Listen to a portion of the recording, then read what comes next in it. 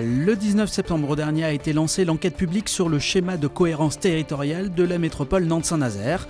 Derrière cette appellation un peu barbare, un texte qui détermine les grandes orientations en termes d'aménagement du territoire et qui fait débat parmi les élus. Les explications d'Adrien Godet. Dans ces documents se joue peut-être une partie de l'avenir du projet d'aéroport à Notre-Dame-des-Landes.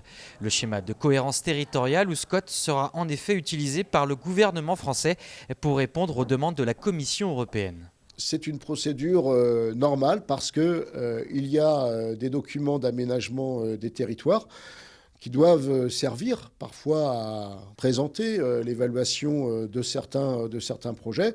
Nous avons fait en sorte que à la fois les habitants aient l'information et qu'après, évidemment, cela permette au projet d'aéroport d'avancer. En mars dernier, les élus écologistes avaient refusé de voter le texte tel quel.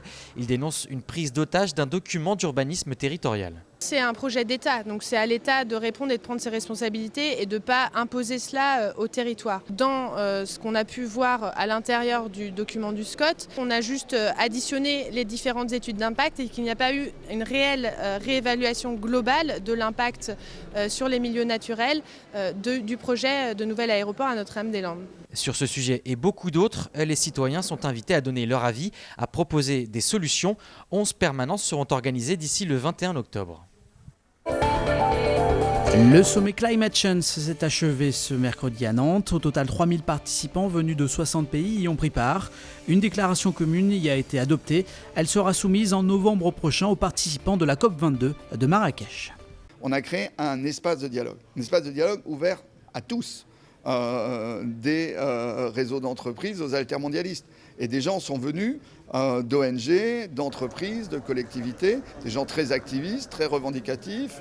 Ils se sont mis d'accord pour beaucoup d'entre eux sur une déclaration qui dit des choses fortes sur le lien entre le climat et le développement, sur l'enjeu de l'approche territoriale, sur l'enjeu de l'accès des acteurs aux financements internationaux de manière facilitée. On sort avec beaucoup de choses. Après, il y a beaucoup de travail derrière pour faire vivre tout cela. Les défricheurs, c'est le nom de ces citoyens qui s'impliquent dans le débat sur la transition énergétique mené en ce moment par la métropole. Leur premier apéro avait lieu hier à Nantes. Alors les défricheurs, c'est un des dispositifs de contribution du grand débat sur la transition énergétique que lance Nantes Métropole et qui a la caractéristique d'être ce qu'on appelle un débat du fer. Ça veut dire qu'en fait, on va expérimenter dans ce dispositif qui est une communauté de gens qui ont envie d'agir à petite échelle, à grande échelle. Donc on va faire 3 challenges. Un premier challenge individuel, un deuxième challenge ce qu'on appelle d'essaimage et un troisième challenge où on va interpeller un acteur du territoire pour avoir une dimension un peu plus collective. Et l'ambition surtout, c'est de gagner en confiance et de gagner en audace dans ce qu'on appelle le pouvoir d'agir. Parce qu'on n'est pas tout seul, parce qu'on est aidé, parce que les défricheurs, c'est aussi un endroit dans lequel on va être inspiré, on va être nourri, on va être mis en relation avec des gens qui ont déjà fait. On est tout sauf seul et on travaille en équipe, donc c'est le moyen de s'y mettre. Dans quelques semaines se dérouleront les élections pour la direction de la Chambre de commerce et d'industrie. 2 listes sont en course, dont celle menée par Yann Trichard. Ce mardi avait lieu la présentation de la liste Union CCI 44, rassemblant la CGPME, le MEDEF et l'UPA, candidate à l'élection pour la prochaine mandature de la CCI Nantes-Saint-Nazaire. Une liste conduite par Yann Trichard, 48 ans, patron de l'entreprise informatique Site Conseil.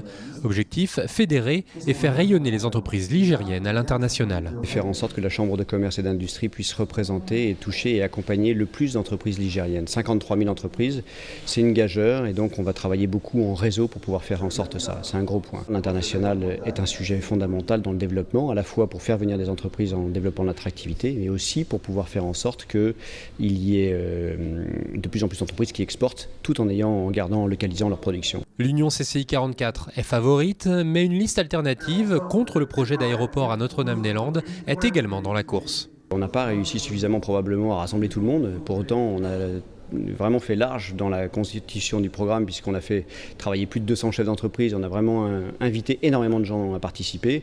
Il y a une liste qui se présente, c'est bien, ça va nourrir le débat. Tout ce qui nourrit le débat, qui permettra de donner du programme à l'intérieur de la Chambre de commerce au service du développement économique et de l'emploi, c'est essentiel. Les élections pour la prochaine mandature de la CCI Nantes-Saint-Nazaire 2016-2021 se tiendront du 20 octobre au 2 novembre prochain. La vidéoprotection sera-t-elle bientôt mise en service à Nantes? Cette promesse de campagne de Johanna Roland fait l'objet d'une étude qui sera rendue fin novembre. Au vu donc des propositions qui nous seront faites ou des hypothèses qui seront émises, au niveau de la métropole, avec les villes concernées, on décidera donc du processus de mise en place. On ne sera pas comme beaucoup de villes où on ne met que des caméras en centre-ville, il y aura aussi des caméras dans les quartiers. On ne va pas mettre des caméras partout, ce n'est pas la course à la caméra, parce que ça c'est de la com, mais ce n'est pas tellement efficient. Donc ça va être dans des lieux particuliers où on a vraiment des problèmes d'insécurité et en même temps où ce sont des lieux de vie connus. Ce n'est pas le tout caméra qui amène le tout sécurité.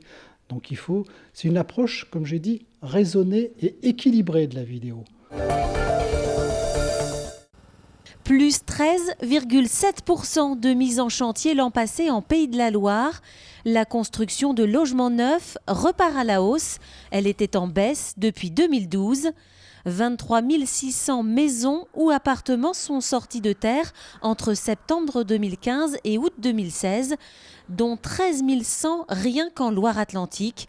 Le logement individuel affiche une croissance exceptionnelle de 10,3% dans la région, contre une moyenne nationale à 3,7%, signe d'une réelle attractivité de la région et d'un fort dynamisme. Interruption de service pour le Fêteball. Ce terrain de foot circulaire installé face à la place du Bouffet, qui fait partie des œuvres pérennes du voyage à Nantes, est en maintenance jusqu'à la fin de l'année. Le gazon et le marquage au sol vont être refaits et seront opérationnels à partir de janvier 2017. Obtenir un conseil juridique en ligne en moins de 72 heures, c'est le service payant que vient de lancer le barreau de Nantes sur le site mesdroitsmonavocat.com. Explication avec Pierre Langlais, avocat au barreau de Nantes.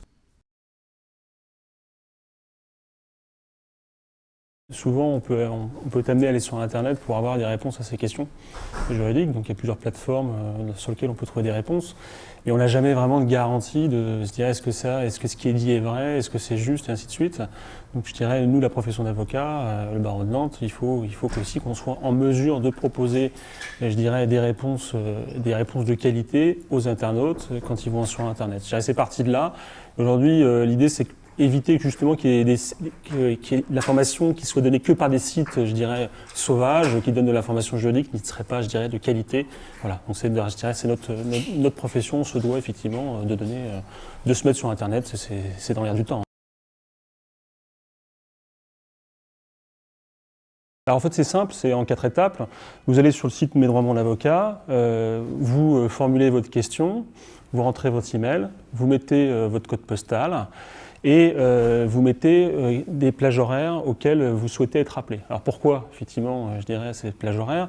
L'idée derrière, c'est de se dire, quelqu'un qui pose sa question sur Internet, il n'est pas juriste par essence, donc va peut-être la poser de manière, je dirais, pas très claire ou je dirais pas assez précise, ce qui fait que la réponse qui va être apportée va pas être assez précise et de qualité. Donc il est rappelé à ce moment-là par un juriste de la société IMA Technologies avec qui le barreau de Nantes a fait un partenariat, qui va, je dirais, voir si la question était bien formulée et je dirais il veut vraiment qu'on réponde à cette question-là de manière précise. Au même moment, le juriste IMA Technologies va regarder dans la liste des volontaires des avocats du barreau de Nantes un avocat qui intervient dans ce domaine spécifique sur le sujet concerné. En fait, les avocats volontaires, Mes droits mon avocat, donnent effectivement les domaines d'activité dans lesquels ils interviennent. Au moment où ils s'inscrivent en tant que volontaires sur le site Mes droits mon avocat, ce qui fait que les avocats qui interviennent sur les questions sont compétents dans ce domaine-là pour répondre à cette question. L'idée, c'est d'apporter une réponse, je dirais, de qualité. Après, au niveau des questions, ça peut être très varié. Ça peut être, vous avez un problème de voisinage, vous vous demandez si vous pouvez, entre guillemets, aller chez votre voisin pour refaire le mur mitoyen. Est-ce que juridiquement c'est possible? C'est le type de question qui peut être posée sur Mes droits mon avocat. 80 €, il est lié, je dirais, à ce que reçoit l'internaute. Effectivement, il reçoit un écrit, une consultation structurée, je dirais, qui prend en compte sa question précisément, avec derrière des sources documentaires, les textes légaux, des jurisprudences qui correspondent à son cas. Avant de payer, la personne est rappelée par un juriste qui va effectivement bien vérifier que la question était bien posée. À partir de ce moment-là, on va vérifier si un avocat est disponible et on va renvoyer un email à l'internaute en lui disant « Écoutez, votre question est la suivante.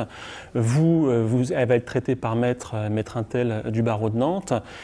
Si vous acceptez qu'on vous apporte une réponse à votre consultation, à ce moment-là, merci de commander, de payer. » Donc c'est-à-dire qu'il y a un service de qualité en amont qui fait qu'on est sûr d'avoir la réponse qui correspond à sa question. Et ça, c'est vraiment très important et c'est là où on se distingue énormément en fait d'autres solutions. La plus-value, c'est l'écrit. C'est l'écrit, c'est-à-dire qu'effectivement, aujourd'hui, le barreau de Nantes propose des consultations gratuites. Donc effectivement, vous avez une réponse de premier niveau d'un avocat.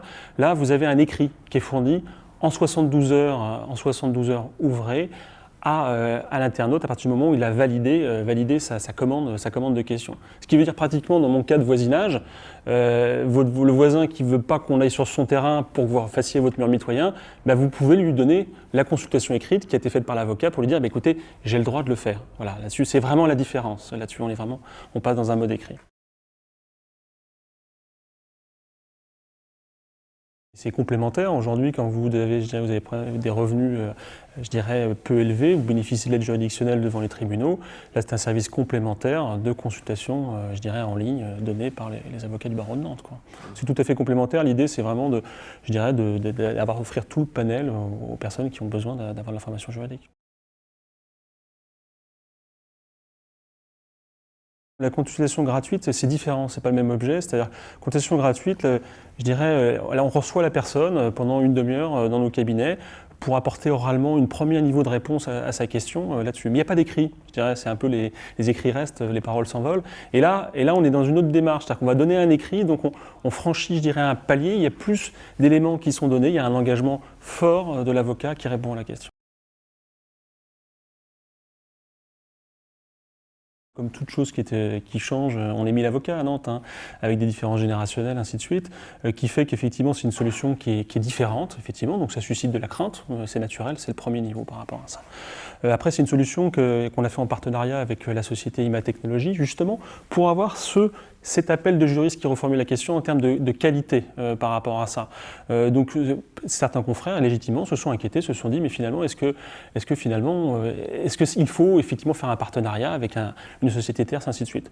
Aujourd'hui, ce qu'il faut savoir, c'est qu'on a un contrat avec le partenaire société IMA Technologies, où l'ordre, je dirais, on est dans un système de contrôle du respect de la déontologie, je dirais, au titre de l'exécution du fonctionnement de ce site. Donc c'est vraiment la garantie par rapport à ça. Bon, je pense qu'il a beaucoup d'avenir, ce site, vous me posez la question là-dessus.